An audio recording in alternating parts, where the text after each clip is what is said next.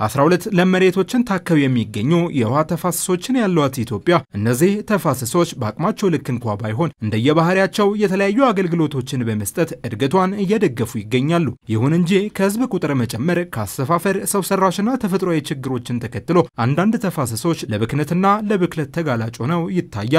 የአዋሽ ተፋሰስ ለዚህ አንዱ ማሳያ ነው። በአዋሽ ተፋሰስ ብዙ ችግሮች አሉ። በዚህ ተፋሰስ ውስጥ ለምሳሌ የውሃ እጥረት የሚከሰትበት ወቅት አለ።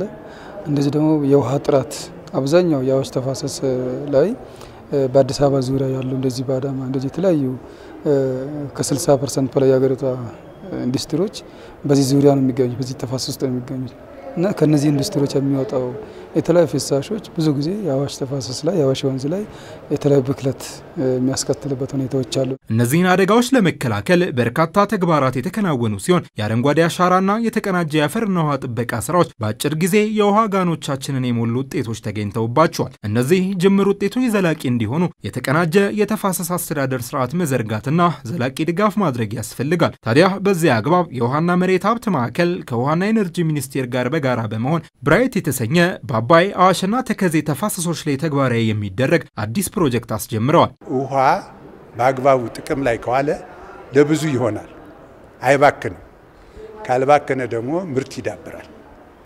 አንዱ ትልቁ ጥቅም ነው። ምርት ከዳበረ ልማትም ይመጣል። ስለዚህ የውሃ አጠቃቀም ቡድኖችን ዋተር ዩዘርስ አሶሲዬሽን እየፈጠርነ ከታችኛ ያለው ኮሚኒቲና ለኛ ያለው ኮሚኒቲ ተናቦ ውሃን በአግባቡ እንዲጠቀም ማድረግ ግረ መንገዱንም ምርቱ እንዲዳብር ማድረግ አንዱ ነው። ሁለተኛው ደግሞ አሁን ካለው የከተሞች እድገት የህዝቡ ብዛት ጋር ተያይዞ ኢንዱስትሪ መስፋፋት ጋር ተያይዞ የውሃ ብክለት አንዱ ችግር ነው።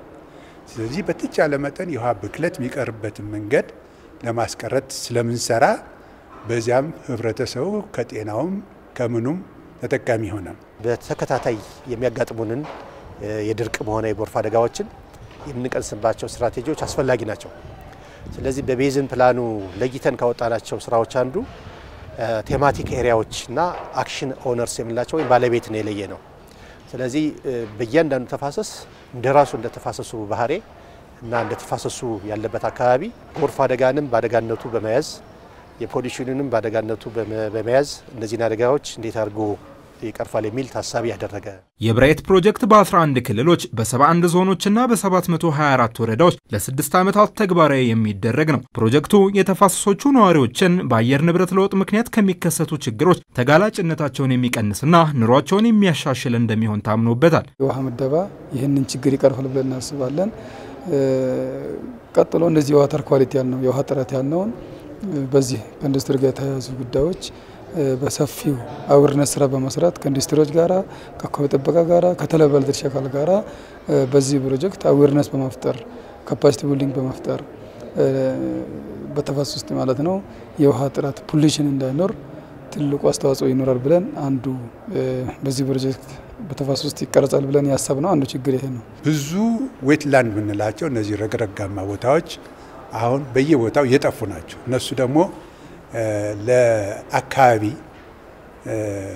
ከፍተኛ ጥቅም ያላቸው ናቸውና እነሱ ከጠፉ ባዮዳይቨርሲቲው ብዝሃ ህይወቱ የከርሰ ምድሩ ሌሎችም በጣም ይናጋ ነገር ስላለው እነሱም በአግባቡ እንዲጠበቁ በአግባቡ እንዲለሙ ህብረተሰቡ ማኔጅ እያደረገ እንዲጠቀምበት ስለምናደርግ ህብረተሰቡ ተጠቃሚ ነው። የተፋሰስ ልማት ስራ በብዙ የባለድርሻ አካላትን ተሳትፎና ቅንጅታዊ አሰራርን የሚፈልግ እንደመሆኑ በፕሮጀክቱ ዝግጅትና ትግበራ ወቅት የአሳታፊነት ጉዳይ ሰፊ ትኩረት ተሰጥቶታል። ጎርፍ እንደ አደጋ ትሪት ይደረጋል።